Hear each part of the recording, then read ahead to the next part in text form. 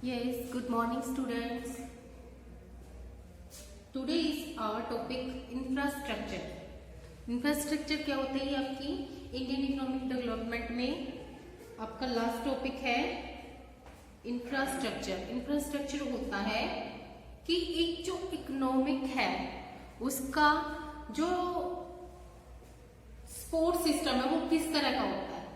जो support system like कि उसके अंदर कम्युनिकेशन फैसिलिटीज कैसी है, ट्रांसपोर्ट फैसिलिटीज कैसी है, वहाँ की जो सोशल इन्वायरमेंट है, वहाँ के लोगों की उसमें हेल्थ कैसी है, इस पे हम आज ये सब स्टडी करेंगे। इंफ्रास्ट्रक्चर हमारा दो तरह का होता है, इकोनॉमिक इंफ्रास्ट्रक्चर और second is social infrastructure.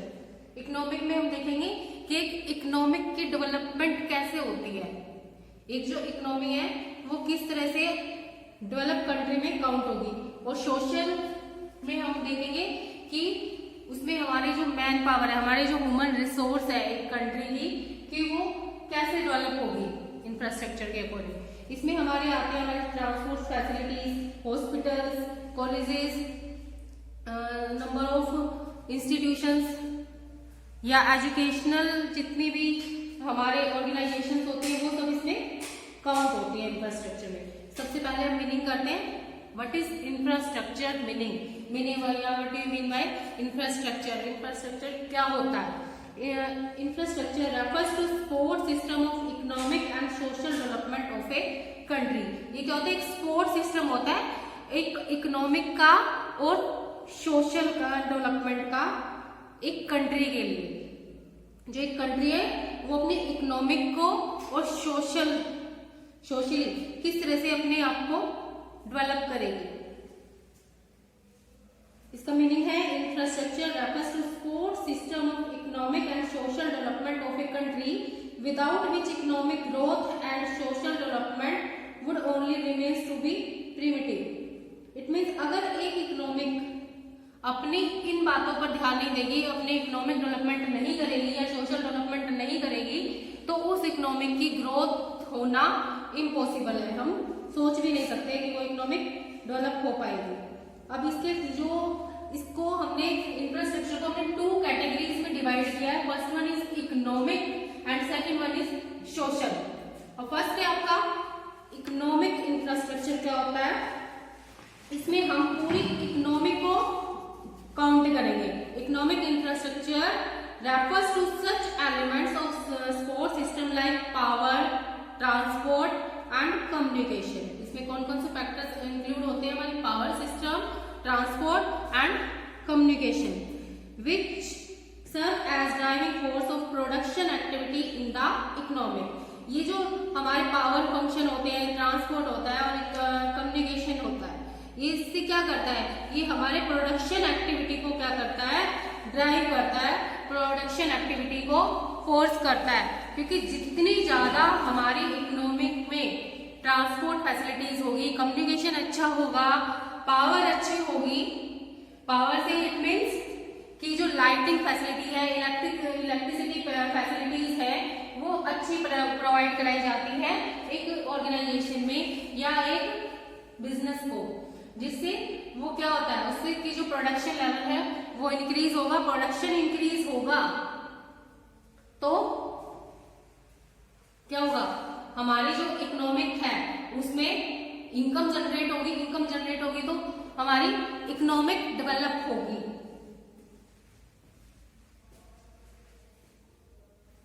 Power supply would elevate the pace of production activity.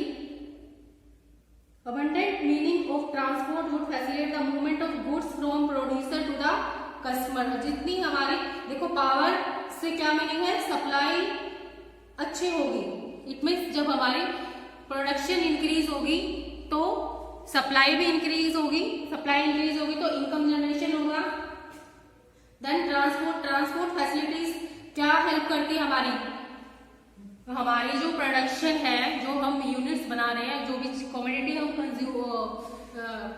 Manufacture कर रहे हैं, उस प्रोड्यूसर से लेकर उसको लास्ट कंज्यूमर तक पहुंचाने का जो जितना भी वर्कआउट होता है वो किसके अंडर में आता है? वो ट्रांसपोर्ट फैसिलिटीज में आता है। अगर हमारी ट्रांसपोर्ट अच्छी है तो हम अपने बिजनेस को नेशनल लेवल से इंटरनेशनल तक इजीली पहुंचा सकते हैं, जिससे जो हमारे लिए क्या होता है, उससे हमारी इकोनॉमिक की जो डेवलपमेंट है वो इंक्रीज होती है। इसी तरह से कम्युनिकेशन सिस्टम क्या होता है? कम्युनिकेशन में क्या होता है, हम अपने प्रोडक्ट की जो नॉलेज है वो अपने पोटेंशियल कस्टमर तक कैसे पहुंचाते हैं? कम्युनिकेशन के द्वारा। ये था हमारा इकोनॉमिक इंफ्रास्ट्रक्चर। सेकंड कैटेगरी है हमारी सोशल इंफ्रास्ट्रक्चर। सोशल इंफ्रास्ट्रक्चर में क्या होता है, refers to such elements of support system like schools, colleges, hospitals and nursing homes। इसमें कौन कौन से फैक्टर्स इंक्लूड करते हैं? स्कूल्स की फैसिलिटीज कितनी है इकोनॉमिक में, कॉलेजेस कितने हैं, हॉस्पिटल्स कितने हैं, नर्सिंग होम्स कितने हैं। We serve as driving force for social development of a country. ये सब किस चीज को ड्राइव कर रहे हैं? हमारी जो सोसाइटी है, जो हमारे ह्यूमंस है, उनकी डेवलपमेंट के लिए ये कार्य करते हैं, ये वर्क करते हैं। Social development refers to human resources development. It occurs when there is healthy and efficient workforce in the economic. जो जो हमारे वर्कफोर्स होते हैं, वर्कफोर्स को हमने लास्ट चैप्टर में हमने कंसीडर किया था। वर्कफोर्स होते हैं जो ऑलरेडी एट प्रेजेंट वर्किंग में है, या जो ऑलरेडी कहीं ना कहीं अंगेज है, कुछ ना कुछ काम कर रहे हैं। वो जो वर्कफोर्स होती है इकोनॉमिक की, वो भी डिपेंड करती है हमारी इकोनॉमिक ग्रोथ पर या हमारे इंफ्रास्ट्रक्चर पर। क्योंकि जितने भी वर्कफोर्स है, अगर वो हेल्दी होगी, उनका वो हेल्दी होने से मतलब सिर्फ ओनली फिजिकली हेल्दी होना नहीं है, इसमें हम फिजिकली एंड मेंटली दोनों तरह से हेल्दी होना चाहिए एक पर्सन को, तब एक इकोनॉमिक जो है वो ग्रोथ करती है। तभी हमारा जो हमारी वर्कफोर्स है वो अपना बेटर आउटपुट हमें प्रोवाइड कराती है। जो इकोनॉमिक ग्रोथ होती है वो इनकम्प्लीट होती है विदाउट ह्यूमन डेवलपमेंट। कोई भी इकोनॉमिक जो है वो विदाउट ह्यूमन डेवलपमेंट के अपनी ग्रोथ नहीं कर सकती है।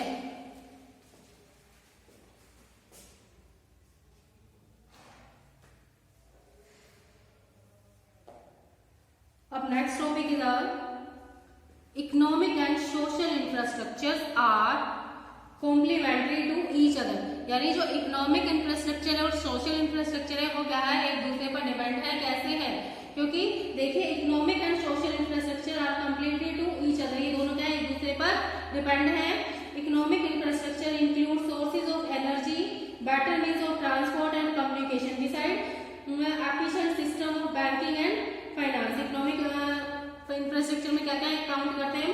एनर्जी सिस्टम और transport, communication and efficient banking and finance system इसके अंदर इंक्लूड होते हैं। All the elements of economic change are essential requisite of the economic growth. ये थे। अब नेक्स्ट टॉपिक है हमारा इंफ्रास्ट्रक्चर एंड डेवलपमेंट। ये बहुत ही छोटा सा हमारा टॉपिक है और ये आज ही कंप्लीट हो जाएगा।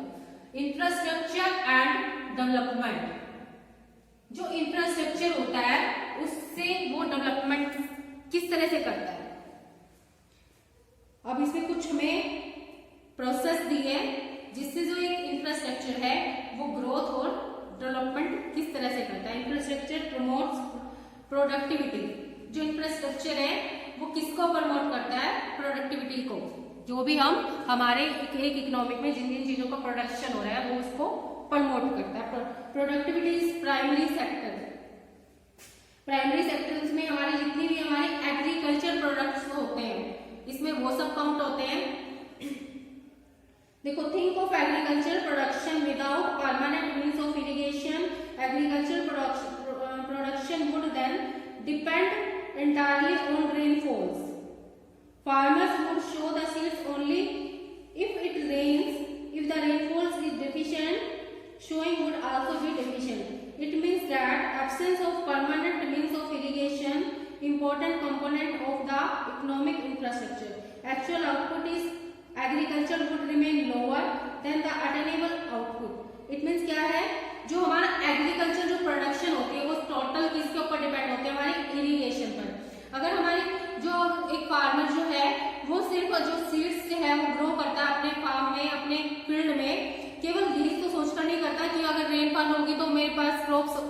हो जाएगी, ग्रोथ हो जाएगी क्रॉप्स की। अगर नहीं रेनफॉल होगी तो क्या होगा, क्रॉप्स बिल्कुल भी नहीं होगी। तो इसीलिए जो एक इकोनॉमिक को अपने आपको डेवलप करने के लिए उसको क्या होना चाहिए, उसके पास जो इरिगेशन है वो परमानेंट होनी चाहिए, तभी वो जो आउटपुट है वो इंक्रीज होगा। सेकेंड है प्रोडक्टिविटी इन सेकेंडरी सेक्शन या सेकेंडरी सेक्टर।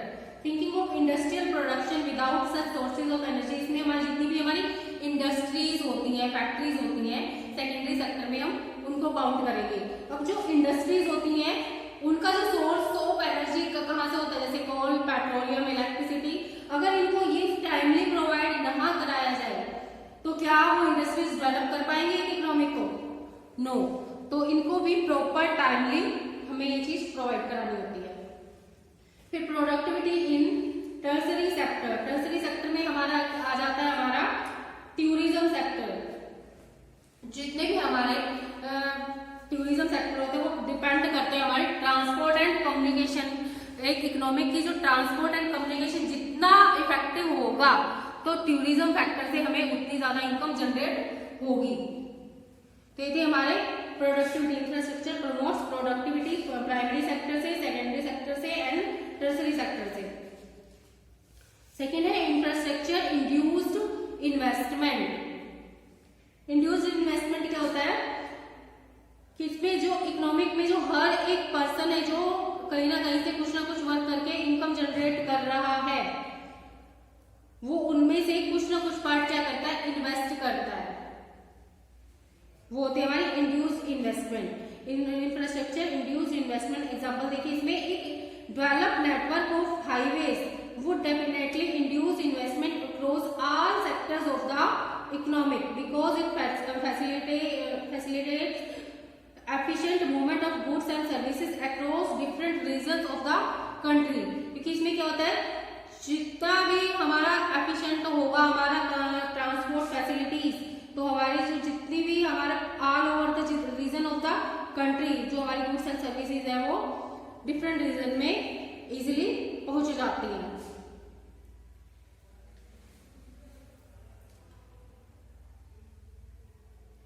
लास्ट है हमारा infrastructure generates linkage in production, develop means transport and communication, ample sources of energy along with good facilities of banking and insurance would generate inter-industrial linkage।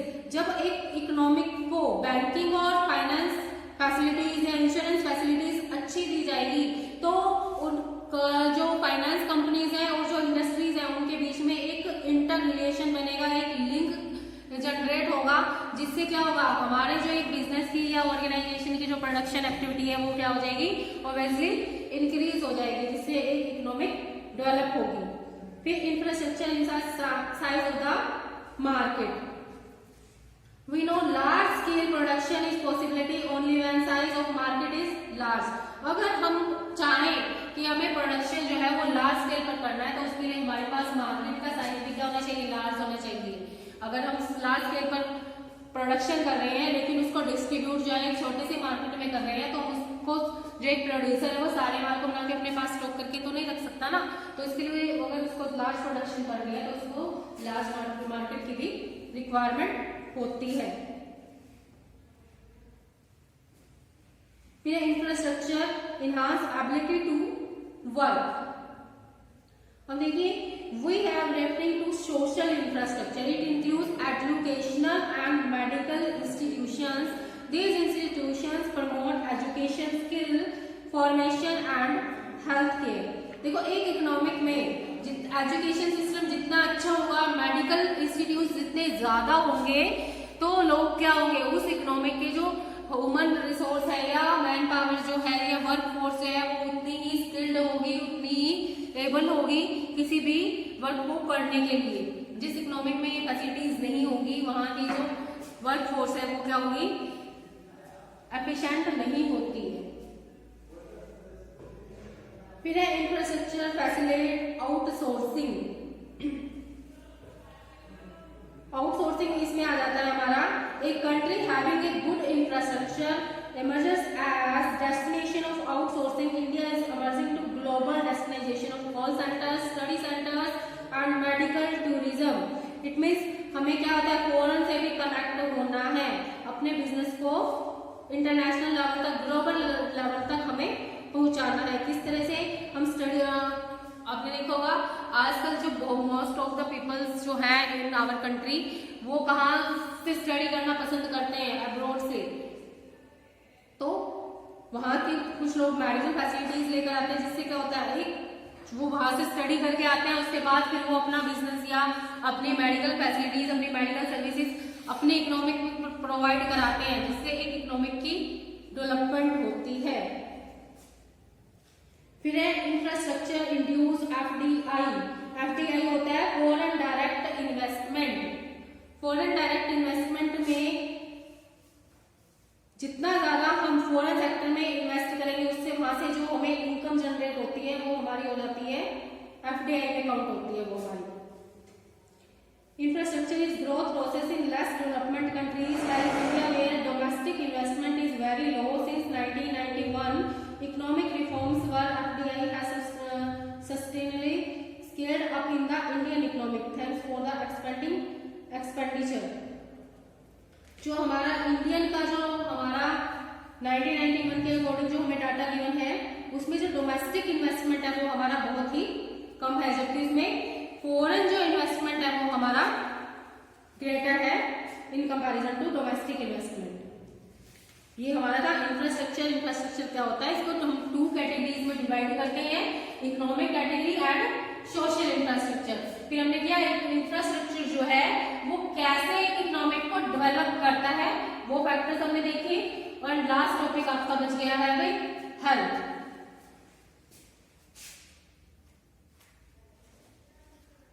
इसमें energy का जो topic है वो आपको नहीं करना है,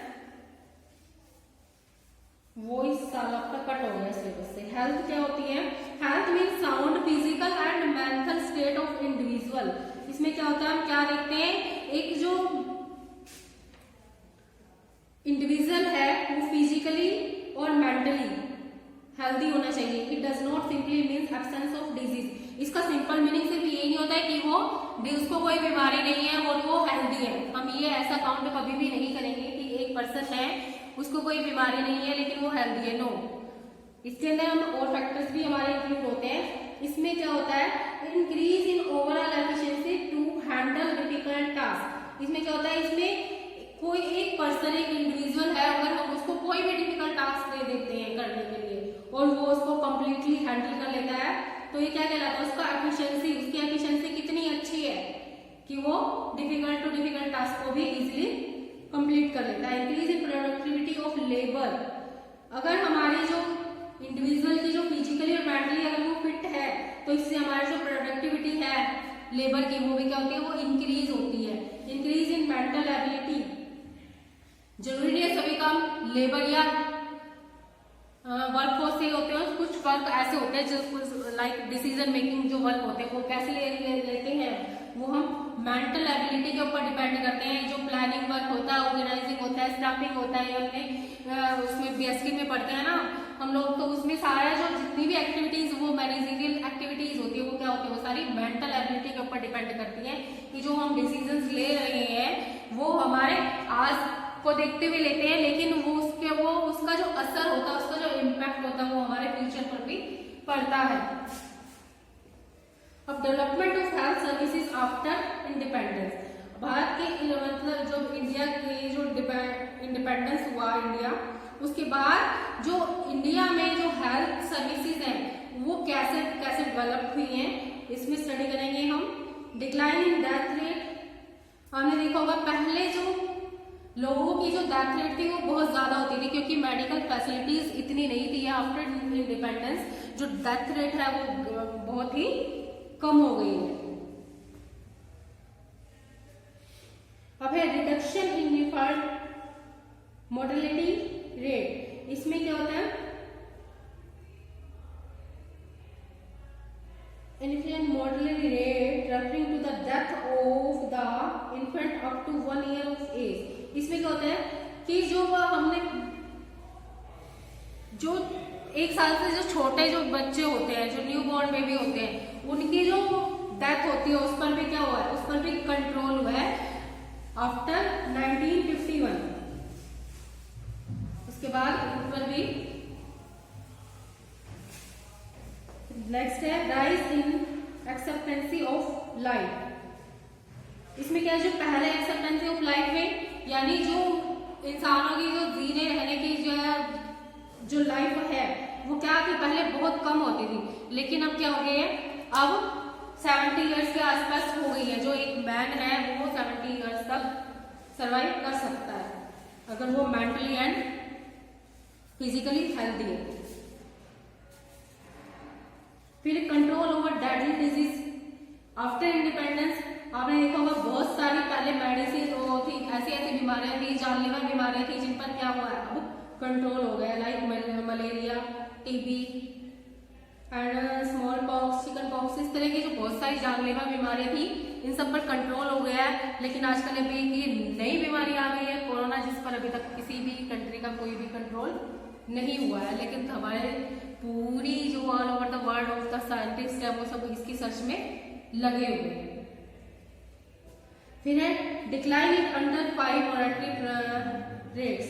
इसमें क्या होता है, जितने भी जो भी गवर्नमेंट आते हैं वो 5 ईयर प्लान्स बनाते हैं, उसमें भी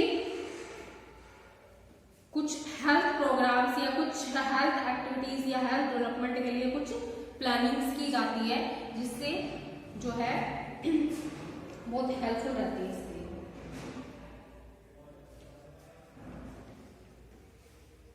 ये थे हमारे development of health services after independence.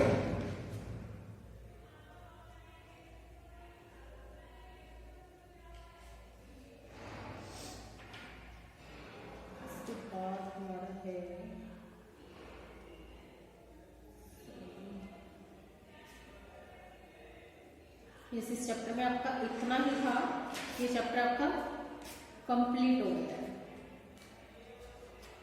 Infrastructure बहुत ही छोटा सा टॉपिक था ये आपका, इसमें से आ जाता है 3 या 4 मार्क्स के क्वेश्चंस में। Okay, now class is over.